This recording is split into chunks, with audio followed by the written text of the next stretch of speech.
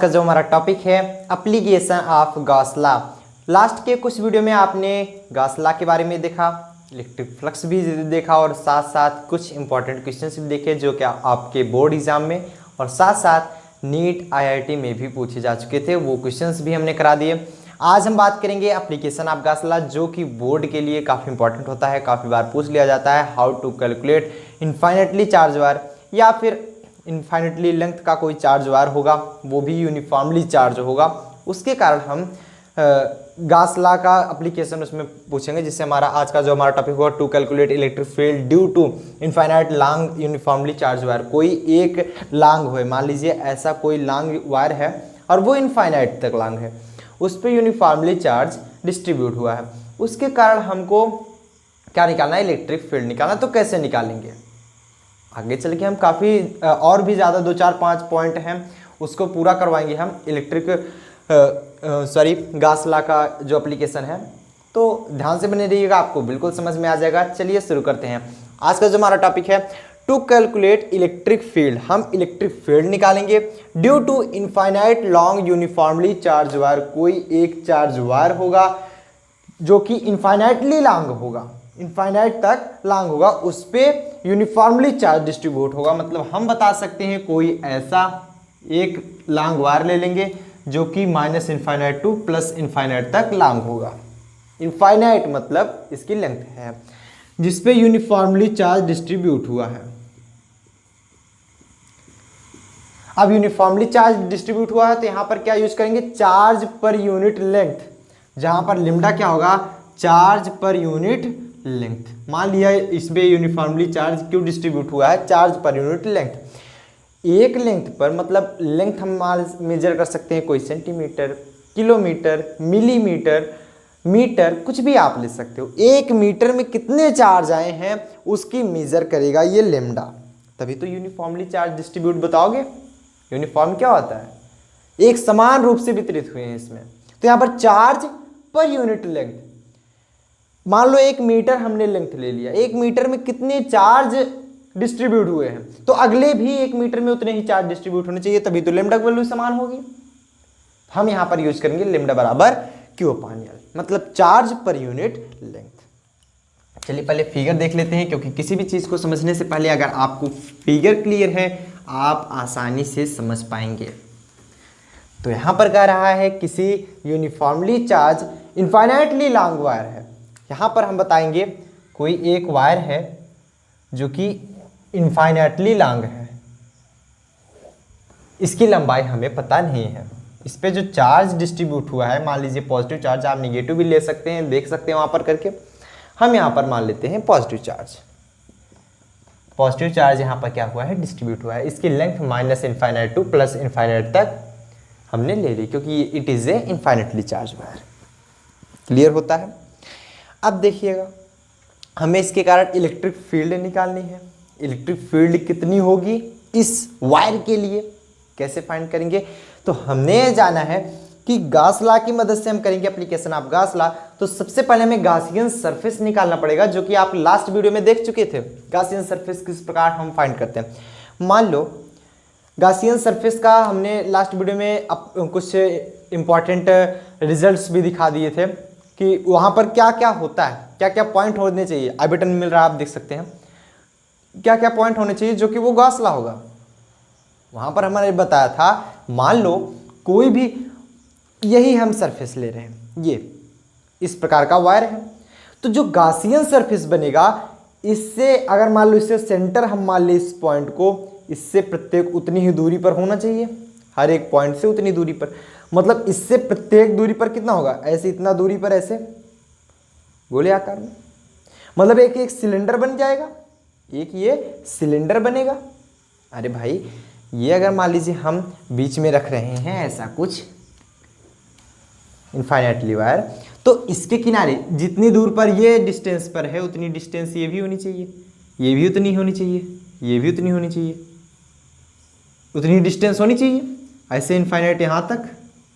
तो यहाँ पर जब मिलाएंगे तो क्या बन जाएगा आपका, एक सिलेंडर बनेगा ना, एक सिलेंडर बन के तैयार होगा। मतलब जो गॉसियन सरफेस मिलेगा हमारा, एक सिलेंडर मिलेगा।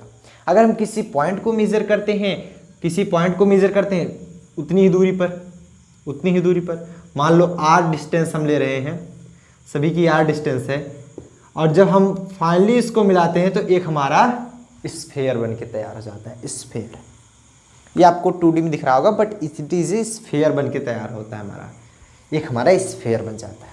तो जब हम वायर के लिए लेते हैं तो एक हमारा क्या बन जाता है, सिलेंडर बन जाता है। क्लियर होता है। चलिए, वही चीज़ हमारे समझाने का मतलब था, हम यहाँ से गॉसियन सरफेस कैसे निकाल पाएंगे।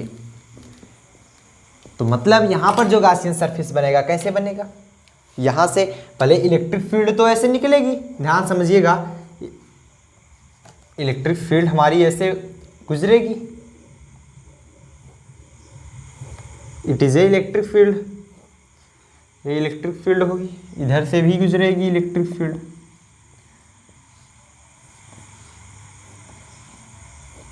ऐसे इलेक्ट्रिक फील्ड हमारे गुजरेगी, पूरा हमारी इलेक्ट्रिक फील्ड है। तो जो गॉसियन सरफेस होगा इसके प्रत्येक पॉइंट से उतनी दूरी पर ले लीजिए, तो गॉसियन सरफेस जो बनेगा कुछ ऐसे बनेगा।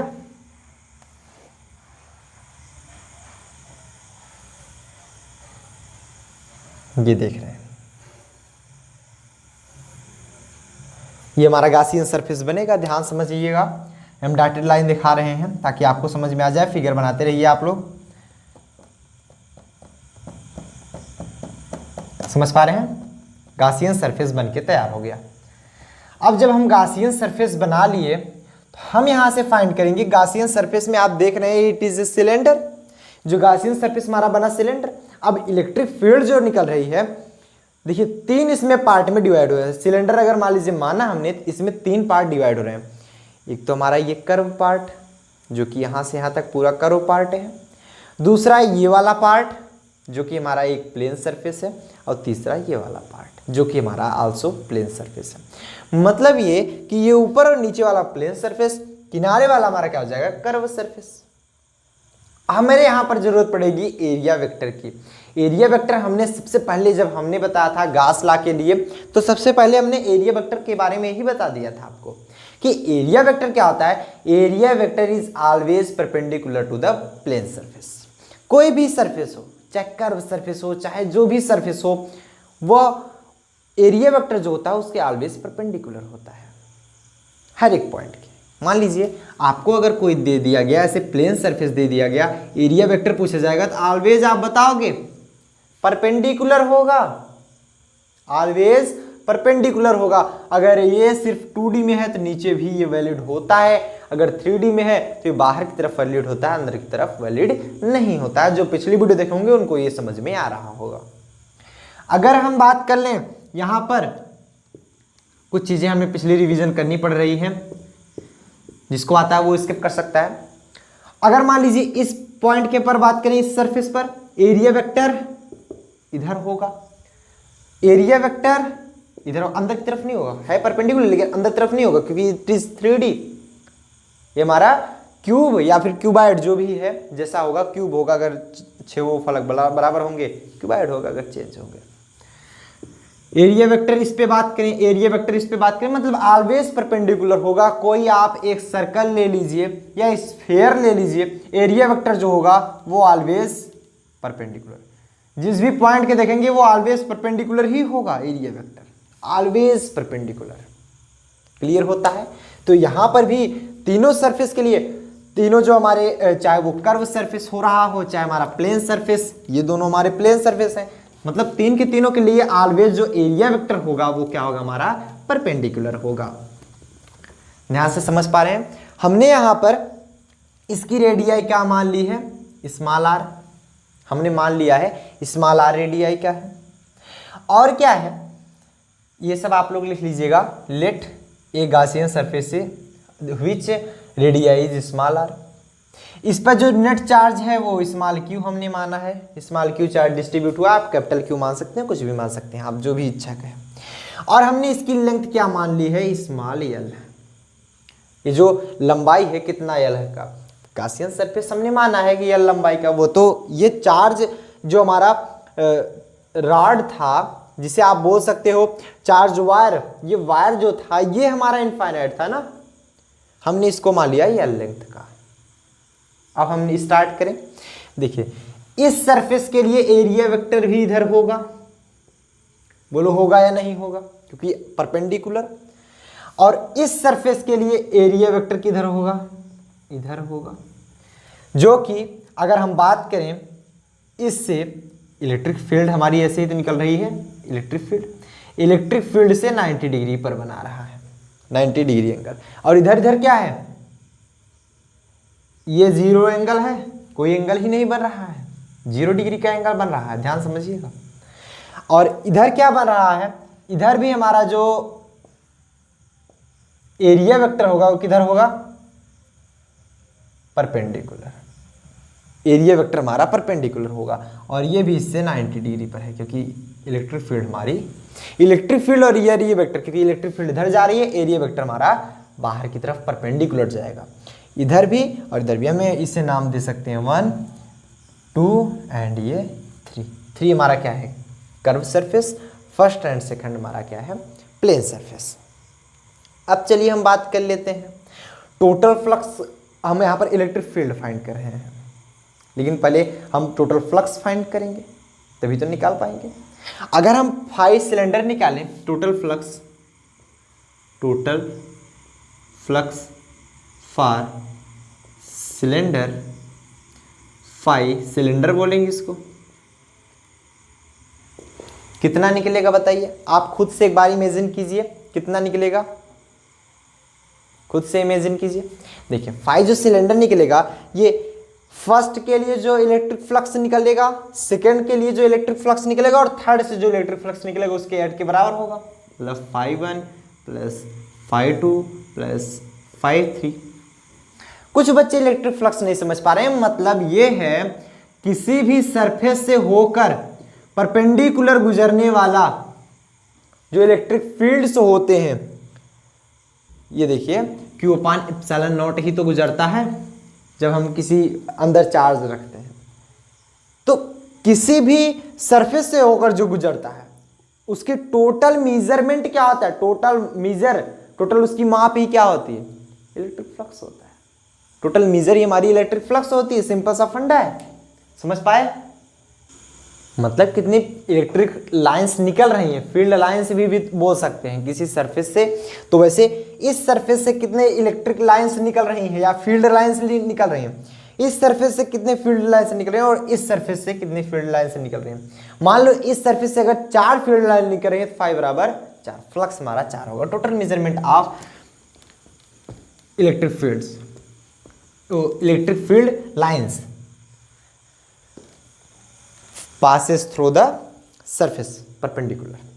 अब देखिएगा 5 सिलेंडर के लिए 5 1 प्लस 5 2 प्लस 5 3, हम जानते हैं 5 बराबर क्या होता है, E dot D A, integration of E dot D A, ऐसा ही होता है, plus integration of E dot D A plus में integration of E dot D A, बोल सकते हैं ना।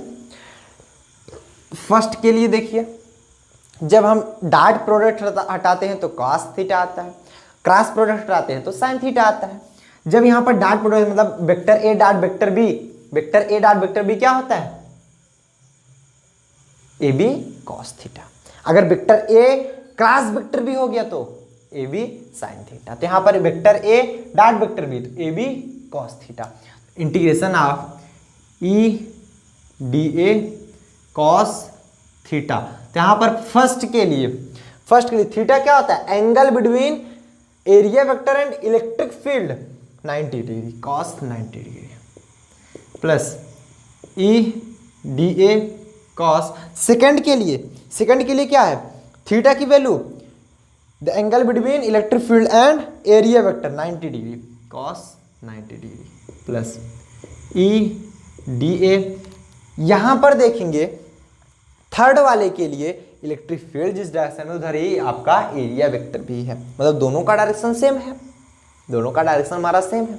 जब दोनों डायरेक्शन सेम है और एक दूसरे के पैरेलल है, पैरेलल में क्या होता है 0 degree cos 0 degree. As we know that cos 90 की वैल्यू 0 होती है, तो इस टोटल की वैल्यू 0, इसकी भी वैल्यू 0, इसकी वैल्यू बच जाएगी, ई बाहर हो जाएगा क्योंकि हमारा ई सबके लिए सेम है, कांस्टेंट है हमारा ई यहाँ भी सेम होगा, यहाँ भी, यहाँ भी, यहाँ भी सेम होगा, ये हमारा बाहर हो जाएगा। बचे क्या, डी ए लिख लेंगे, since cos 90 equal to 0 and cos 0 equal to 1, cos 0 value 1 हो गई, ये 1 हो गया, अंदर में डी ए बचा रह गया। अब बात करते हैं, ई तो हमारा है ही, डी ए क्या होगा, डी ए क्या होता है हमारा एरिया, किसका एरिया, इस देखिए इंटीग्रेशन ऑफ डी ए लिखा गया है, मतलब डी ए हम कोई छोटा सा एरिया लिए थे, इंटीग्रेशन कर रहे हैं मतलब total area of Gaussian surface. Gaussian surface क्या हमारा सिलेंडर है, जिस सिलेंडर का दिख रहे हैं ना, गॉसियन सरफेस हमारा सिलेंडर मिल रहा है, सिलेंडर का एरिया क्या होता है 2 pi R L, E into 2 pi R L, since area of cylinder equal to 2 pi R L, जहां पर आर क्या होता है इसकी रेडियाई, यल रेडियस, यल क्या होता है इसकी लेंथ, सिंपल सा बात है। ये 5 सिलेंडर आ गया, समझ पा रहे हो, 5 सिलेंडर बराबर ई डॉट मतलब ई इंटू 2 पाई आर एल। यहां तक तो किसी को कोई दिक्कत होनी नहीं चाहिए थी, हमें वैल्यू निकालनी है ई की, वैल्यू तो हमें ई की निकालनी है। चलिए देखते हैं कैसे फाइंड करेंगे। आप देखते हैं क्यू जो है, फाई जो है सिलेंडर का, काफ़ी बच्चे यहाँ पर कंफ्यूज हैं। जब हम फाई निकालते हैं तो फाई जो टोटल फ्लक्स निकलेगा इस सिलेंडर के लिए, कोई एक हमारा सिलेंडर है, ध्यान समझना, कोई भी एक हमारा सिलेंडर है, उसके अंदर कोई भी चार्ज मान लो, इसके अंदर का कोई भी एक चार्ज ले लो, उससे कितना इलेक्ट्रिक फ्लक्स निकलेगा, कितना इलेक्ट्रिक फ्लक्स निकलेगा, टोटल इलेक्ट्रिक फ्लक्स अगर निकालोगे कितना निकलेगा, क्यू अपान एप्सिलॉन नॉट। अगर किसी भी क्लोज सरफेस है, बंद पृष्ठ कोई सा भी हो, बंद पृष्ठ कोई सा भी क्लोज सरफेस, तो उसमें से जो हमारा फ्लक्स निकलेगा वो Q upon epsilon not from Gauss law. तो 5 जगह यहाँ पर पूरे सिलेंडर के लिए लिखेंगे क्या, क्यू अपान एप्सिलॉन नॉट, जहां पर क्यू क्या होता है, क्यू इनसाइड, अंदर का भाग, बाहर वाला क्यू नहीं लिया जाता, अंदर की तरफ लिया जाता है। इसके सरफेस पे होगा गॉसियन सरफेस बनेगा ही नहीं, क्यू अपान एप्सिलॉन नॉट लिख सकते हैं, बोलो हाँ या ना। अब देखिएगा, सिंस इसे लिख सकते हैं equation number first, we know that lambda equal to charge per unit length. Charge क्या होता है, यहां पर टोटल चार्ज क्यू लिया गया है, लेंथ क्या है यल लीजिए, तो यहां से क्यू की वैल्यू क्या आ गई, lambda L. Putting this value in equation number first, ये वैल्यू हम इक्वेशन नंबर फर्स्ट में रख देंगे, this value in equation number first. Equation number first में ले जाकर रखिए, क्यू बराबर लेमडा एल, क्यू की जगह लेमडा एल रखेंगे तो lambda l upon epsilon not बराबर ए इंटू 2 पाई आर एल। यहाँ से देख रहे हैं एल से एल कैंसिल हो जाएगा, एल से एल तो कैंसिल हो जाएगा। अब देखिए ई की जो वैल्यू आ गई आप यहाँ से निकालोगे, ई इक्वल टू क्या हो जाएगा 1 अपान ये 2 पाई इधर आ जाएगा, 2 पाई एप्सिलॉन नॉट इंटू में आर भी तो आएगा, लेमडा अपान आर। या तो इस प्रकार लिख सकते हैं, अगर 1 अपान 4 पाई एप्सिलॉन नॉट के टर्म में लिखना चाहें तो यहाँ से 2 से ऊपर नीचे मल्टीप्लाई कर दो, क्या हो जाएगा E इक्वल टू 1 अपान 2 से ऊपर करोगे यहाँ पर 2 लेमडा हो जाएगा, यहाँ पर क्या हो जाएगा 2 से इधर देखो ऊपर भी 2 से मल्टीप्लाई नीचे भी 2 से मल्टीप्लाई आएगा तो वही ना 4 pi epsilon naught into 2 lambda upon r. मतलब यहाँ से आपका निकला E is inversely proportional to r, E is inversely proportional to r. इससे क्या समझ पाए, अगर हम किसी चार्ज वायर के लिए इलेक्ट्रिक फील्ड निकाल रहे हैं तो इतनी आएगी या फिर इतनी आएगी, दोनों में से चाहे जो भी लिखें। और पूछा जाए अगर यदि हम इसके रेडियस को बढ़ाते चले जाएं, ध्यान समझना, रेडियस को बढ़ाते चले जाएं मतलब गॉसियन सरफेस अगर हम छोटा सा ले लें या फिर बड़ा गॉसियन सरफेस ले लें, तो जितना ज़्यादा रेडियस होगा उतनी कम इलेक्ट्रिक फील्ड होगी, याद रखना।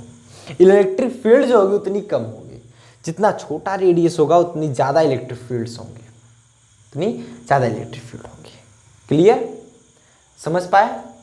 100% नोट कर लीजिए, नोट करिए, फटाफट से नोट करिए। उम्मीद करते हैं आपको समझ में आया होगा। अगर इसका ग्राफ पूछ लिया तो ग्राफ कैसे फाइंड करोगे, इधर हम ग्राफ बना देते हैं। अगर ग्राफ आपको बनाना हुआ, ग्राफ कैसे फाइंड करोगे? ये मान लो E है, ये आपका R है, इलेक्ट्रिक फील्ड और रेडियस। यदि इलेक्ट्रिक फील्ड हमारी घटती जाती है, यही तो कह रहा है ना, इलेक्ट्रिक फील्ड घटती जाती है तो रेडियस बढ़ता जाएगा, या रेडियस बढ़ता जाएगा तो इलेक्ट्रिक फील्ड घटती जाएगी। तो इलेक्ट्रिक फील्ड देख रहे हैं यहाँ से घट रहा है, रेडियस बढ़ रहा है, देखना ध्यान से। कैसे समझे? इलेक्ट्रिक फील्ड थोड़ा सा घटा, ऐसे नहीं हो रहा है कैसे नीचे आ रहा है और R कांस्टेंट। अगर हम ग्राफ बनाते हुए ऐसे बना देते, इलेक्ट्रिक फील्ड ऐसे घट रही है, तो ऐसा बिल्कुल भी संभव नहीं था। इलेक्ट्रिक फील्ड थोड़ा सा घटी, देख पा रहे हैं, रेडियस बढ़ रहा है। यहाँ पर देख लीजिए और यहाँ पर देख लीजिए, यहाँ पर देख लीजिए, यहाँ पर। तो हर एक पॉइंट पर जैसे जैसे इलेक्ट्रिक फील्ड घट रही है वैसे वैसे रेडियस हमारा बढ़ रहा है। ये चीज़ नोट करिए। फटाफट से एक क्वेश्चन इस पर देख लेते हैं, बढ़िया वाला क्वेश्चन इस पे करेंगे हम लोग। चलिए क्वेश्चन की तरफ नज़र डाल लेते हैं। क्वेश्चन देखा जा रहा है, देखेंगे। क्वेश्चन आपसे एक कह रहा है, बहुत ही इंपॉर्टेंट क्वेश्चन है, ध्यान समझिएगा। कोई एक रॉड है, ये मान लीजिए यूनिफॉर्मली चार्ज वायर है, वो जो कि infinitely minus infinite two plus infinite. अब इससे ये कह रहा है, ध्यान से समझेंगे तब समझ पाएंगे आप लोग। कोई एक एक्सिस पहले हम बना लेते हैं, एक्सिस की तरह बनाएंगे तभी आप लोग क्लियर यहां से समझ पाओगे।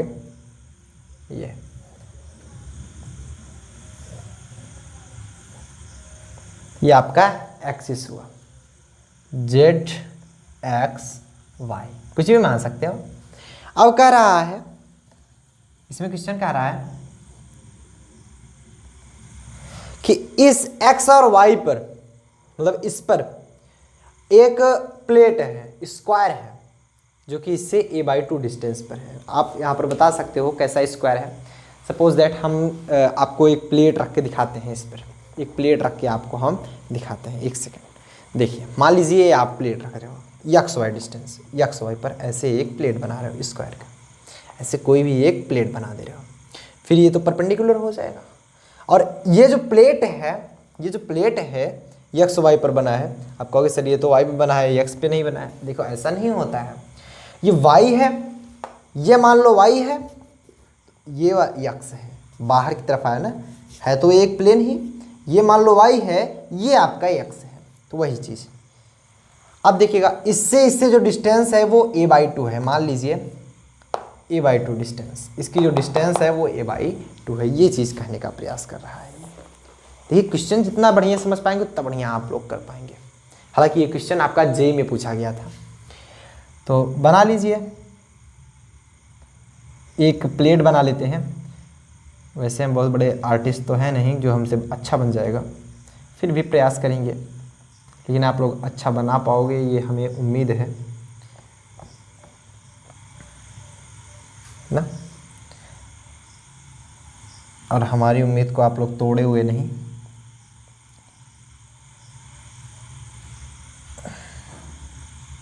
ठीक,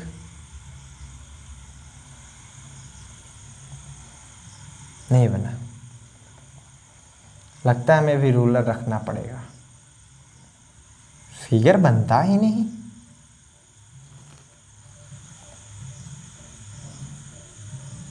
पता है बच्चों, अपने ज़माने में हम भी फिगर बनाया करते थे। मान लो कैसा भी है,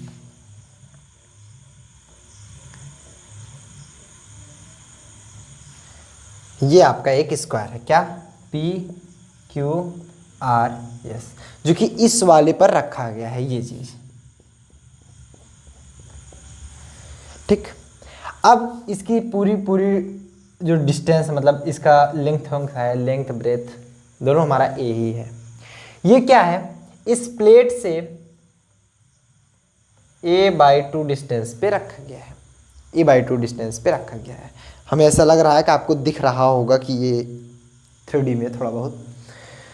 अब इसमें कह क्या रहा है, इसमें कह रहा है कि the electric flux due to linear charge through PQRS is, लिख लेंगे, the electric flux through, electric flux किसके कारण, linear charge, due to linear charge लिखेंगे, electric flux due to linear charge, due to linear charge through, किससे होकर के, through PQRS, PQRS is, दे रहा है आपको वैल्यू, दे रहा है, कितनी वैल्यू दे रहा है, lambda l upon n epsilon naught, lambda l upon n epsilon naught. Find the value of, find the value of n, n की वैल्यू क्या होगी ये पूछ रहा है।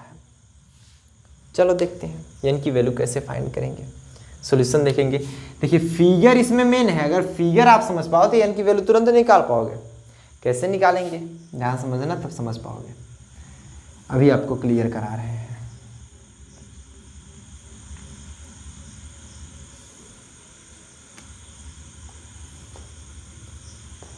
ये हमारा x, ये y, ये है z। यहाँ पर कोई लीनियर चार्ज डिस्ट्रीब्यूशन वाला वायर रखा है, क्लियर। यहाँ पर एक प्लेट बनी है, यहाँ पर एक प्लेट बनी है,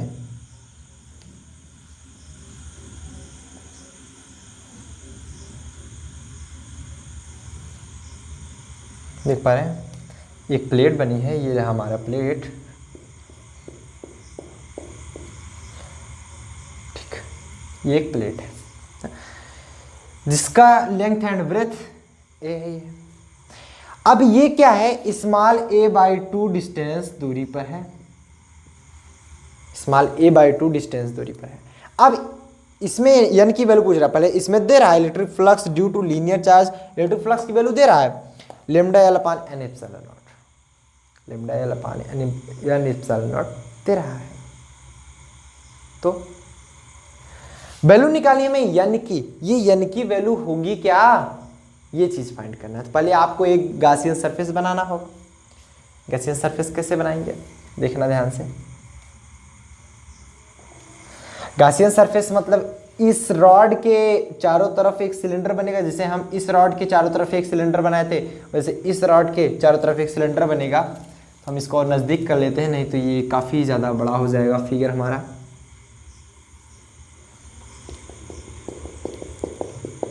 क्लियर,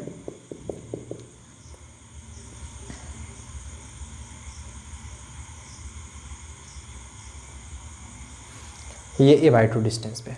अब देखना करना क्या है, आप बनाओगे गासियन सरफेस, आप बनाओगे गासियन सरफेस, इसके चारों तरफ एक गासियन सरफेस बनाओगे, नहीं बना, ऐसे ही होगा कुछ।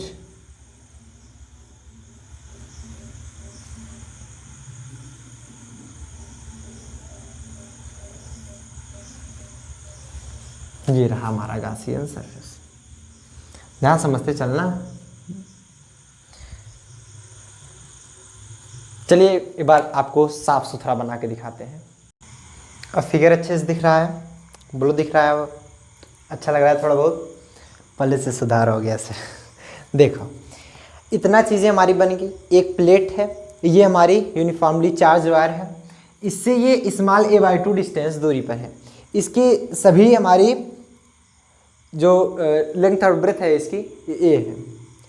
अब देखिएगा हम इसको फाइंड कैसे करेंगे, मान लिया एक पॉइंट है, अब हम माने भी क्यों, देखो कारण क्या होता है, ध्यान से समझना, अगर क्लियर समझना ध्यान से, अगर ये पता चल जाए कितने एंगल से, मान लो कोई भी पॉइंट लो, कितने एंगल से ये बाहर निकल रहा है, कितने एंगल से, मान लो यहाँ से हमारा इलेक्ट्रिक फ्लक्स निकल रहा है, स्क्वायर के लिए इलेक्ट्रिक फ्लक्स ऐसे तो निकलेगा। अगर ये एंगल पता चल जाए, हमें एंगल पता चल जाए कितने एंगल से ये बाहर निकल रहा है, तो हमें ये तो दिया गया है कि इससे जो इलेक्ट्रिक फ्लक्स बाहर निकल रहा है वो lambda L upon n epsilon naught. ये जो इलेक्ट्रिक फ्लक्स बाहर निकल रहा है इस स्क्वायर के कारण ये lambda L upon n epsilon naught दे रहा है, निकल रहा है। वही एन की वैल्यू पूछ रहा है। पहले हमें थीटा की वैल्यू निकालनी पड़ेगी, थीटा की वैल्यू निकालनी पड़ेगी। बोलो कैसे निकालेंगे थीटा? थीटा कैसे निकालोगे बताओ, कैसे निकालोगे? सिंपल सा फंडा है, चाहे जहाँ से ले लो, यहाँ से यहाँ तक बीच की दूरी, एक तो इस पे परपेंडिकुलर खींचो, परपेंडिकुलर जो कि a/2 डिस्टेंस पर है। यहाँ तक क्लियर हुआ? इससे इसको भी मिला लो, जरूरी नहीं कि एक ही पॉइंट मिलाओ, आप यहाँ ले सकते थे, एक इससे मिलाते, एक इससे मिलाते, एक बीचों बीच मिला लेते। ठीक, अब देखो ये टोटल हमारा कितना है, ये टोटल हमारा कितना है a/2 और a/2, मतलब ये टोटल हमारा a है, ये टोटल हमारा a है, तो ये भी हमारा कितना हो जाएगा a/2 और ये भी हमारा कितना हो जाएगा a/2। बोलो होगा या नहीं होगा? अब ये हमारा परपेंडिकुलर डाला गया है तो ये हमारा 90 डिग्री होगा, 90 डिग्री, ये भी 90 डिग्री और ये भी 90 डिग्री। बोलो हाँ या ना, हाँ या ना? सिंपल, क्लियर होता है, दोनों 90 डिग्री। अब हम अगर ये थीटा मान लें, ये थीटा का वैल्यू निकालना चाहें तो यहाँ से निकालेंगे, टैन थीटा लगाएंगे। ऐसा बोलो क्यों टैन थीटा? क्योंकि वैल्यू क्या दी गई, परपेंडिकुलर a/2, बेस भी हमारा a/2। टैन थीटा बराबर क्या होता है, परपेंडिकुलर अपान बेस, परपेंडिकुलर की value a/2 divide by base a/2, कट गया तो टैन थीटा इक्वल टू 1 बचा, तो tan theta equal to tan पाई/2 वैल्यू होती, पाई/4 वैल्यू होती है, मतलब 45 डिग्री वैल्यू होती है 1, तो थीटा इक्वल टू क्या मिल गया 45 डिग्री। काफ़ी बच्चे टैन से टैन कैंसिल कर जाते हैं, वो थीटा कंपेयर किया जाता है, थीटा की वैल्यू 45 डिग्री, मतलब ये हमारा क्या मिला 45 डिग्री। बोलो कैमरे में आप लोगों को दिख रहा है? नहीं दिख रहा, कोई बात नहीं। थीटा की जो वैल्यू आ गई ये 45 डिग्री आ गई। ये जिस थीटा जब 45 डिग्री थी, ये भी हमारा 45 होगा। अब देखो 45 प्लस 90 135, तो ये कितना हो जाएगा? क्योंकि किसी भी ट्राइंगल में जो एंगल होता है वो कितना होता है 180 डिग्री, 135 यही है, 45 और जोड़ दो, ये भी हमारा 45 और ये भी हमारा 45। ओवरऑल ये पूरा 90 डिग्री से निकलेगा, 90 डिग्री एंगल पर ये निकलेगा, मतलब थीटा इक्वल टू यहाँ पर 90 डिग्री आ गया। ये 45 प्लस 45 90 डिग्री से ये बाहर होगा। बोलो हाँ या ना, सही है, क्लियर है, समझ में आया? चलिए अब दे रहा है जो टोटल फ्लक्स है, यहां से टोटल फ्लक्स किस पर निकलेगा 360 डिग्री, टोटल फ्लक्स समझना, टोटल फ्लक्स ये पूरे सिलेंडर के कारण 360 डिग्री, ये देखो यहां से पूरा निकल रहा है ना 360 डिग्री टोटल फ्लक्स। दे क्या रहा है lambda L upon n epsilon naught, lambda L upon n epsilon naught 360 degree. यहाँ पर एन नहीं लिखेंगे, बोलो क्यों? एन की वैल्यू हमें फाइंड करनी है, एन कितना आएगा वो चीज़ हम निकालेंगे। बोलो क्लियर होता है? चल ध्यान से समझना, ध्यान समझना तभी समझ में आएगा। Lambda L upon epsilon naught होगा, lambda L upon epsilon naught, मतलब ये एन वैल्यू निकालनी है, उससे नहीं मतलब जो टोटल हमारा फ्लक्स आ रहा है पी क्यू आर एस कारण lambda L upon n epsilon naught आएगा, एन एप्सिलॉन नॉट आएगा, तो वहाँ पर एन की वैल्यू रखनी होगी। एन कितना आएगा 4 epsilon not, 5 epsilon not, 6 epsilon naught, मतलब टोटल कितना आएगा lambda L upon epsilon naught, lambda L upon epsilon naught. ये तो एन एप्सिलॉन नॉट लगा देंगे तो ये सिर्फ इसके कारण निकल रहा है, हम टोटल फ्लक्स निकाल रहे हैं, हम टोटल फ्लक्स निकाल रहे हैं। अब भी नहीं समझ पाए, कोई दिक्कत नहीं, हमने थोड़ा सा एक वैल्यू शार्ट किया था। कैसे? टोटल फ्लक्स 5 होता है, ये 360 डिग्री पे निकलेगा। 5 बराबर क्या होता है Q अपान एप्सिलॉन नॉट 360 डिग्री पे निकलेगा। हम जानते हैं लेमडा बराबर क्यू अपान यल, यहाँ पर यल क्या है, इसकी लेंथ है। लेमडा बराबर चार्ज पर यूनिट लेंथ, तो यहाँ से क्यू की वैल्यू क्या निकल गई, लेमडा यल। क्यू की वैल्यू वही रखे थे, ये डायरेक्ट कर दिए थे। क्यू की वैल्यू डायरेक्ट रखो तो क्या हो जाएगा, lambda l upon epsilon not क्या हो जाएगा 360 डिग्री। अब बोलो समझ में आया नहीं, lambda l upon epsilon not हमारा क्या आ गया 360 डिग्री, 360 डिग्री। क्लियर। अगर हम 1 डिग्री के लिए बात करें, 1 डिग्री क्योंकि ये 90 डिग्री है ना, में 360 डिग्री के लिए हमारा इतना फ्लक्स निकलता है, 360 डिग्री के लिए, 360 डिग्री के लिए हमारा इतना फ्लक्स निकलता है पूरा 360 डिग्री के लिए, मतलब पूरा हमारा सिलेंडर के लिए। अगर हम 1 डिग्री के लिए निकालना चाहें क्या हो जाएगा, 1 डिग्री निकालेंगे 360 डिवाइड हो जाएगा, lambda l upon 360 degree epsilon naught, 360 degree epsilon not.